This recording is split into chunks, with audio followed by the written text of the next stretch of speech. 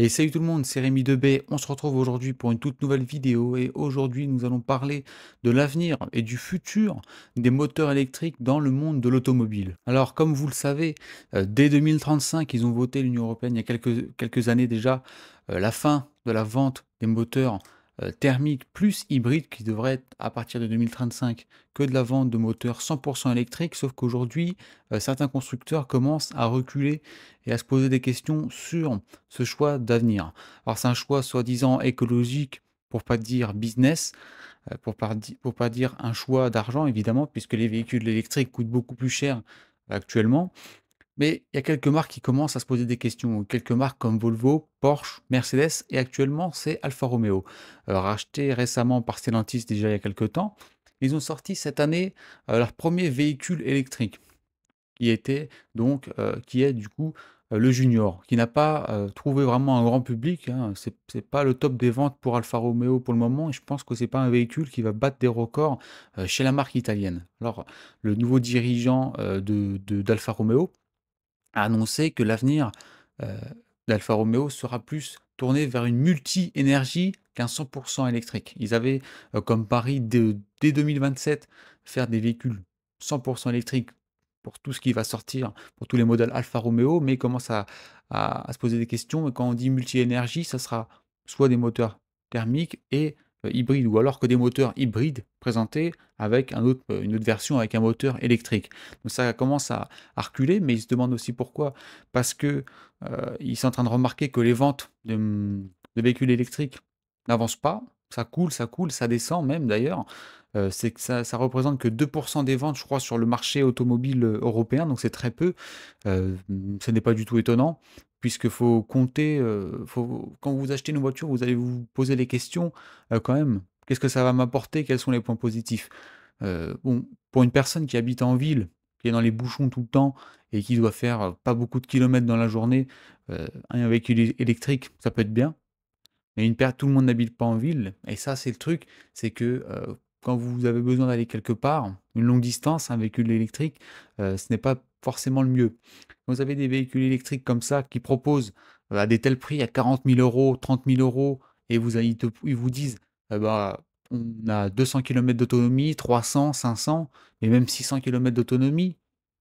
Pas grand monde en veut. Quand vous partez en vacances et que vous devez faire 1000 kilomètres, vous devez vous arrêter un petit moment pour, recharger votre voiture à pile. Voilà, c'est pas vendeur.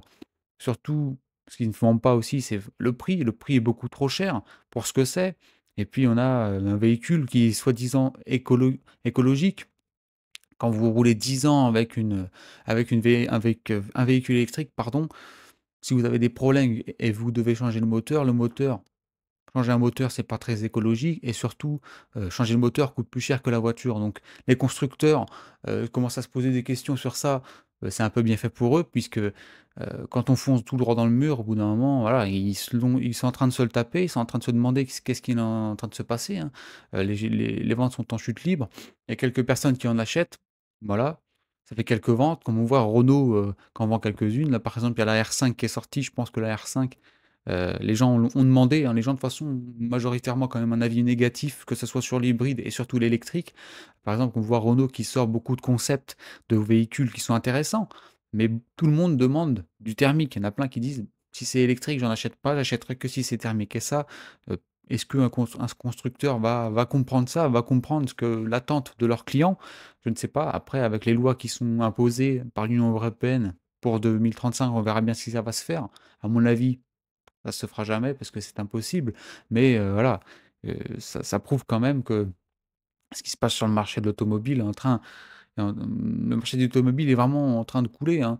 Franchement, au niveau des ventes, il y a vraiment des constructeurs, pardon, qui sont en difficulté, dont Alfa Romeo, comme on vient de parler juste à l'avant. Leurs ventes sont mauvaises et financièrement, c'est compliqué. D'ailleurs, ils ont été rachetés par Stellantis. Stellantis va essayer, on va dire, à leur sauce à chaque fois, de remonter la pente, mais on verra bien ce que ça va donner. Par exemple, en 2025, ils devraient présenter le nouveau Stevio. On verra ce qu'ils vont nous donner comme moteur. Est-ce que ce sera Je ne pense pas que ce soit que électrique, hein, évidemment, ça je pense qu'il y aura évidemment du hybride et certainement du thermique, encore une fois. Et dès 2026, il y aura encore un nouveau véhicule avec une Giulia qui devrait être présenté, donc l'année prochaine. On verra bien ce que ça va donner.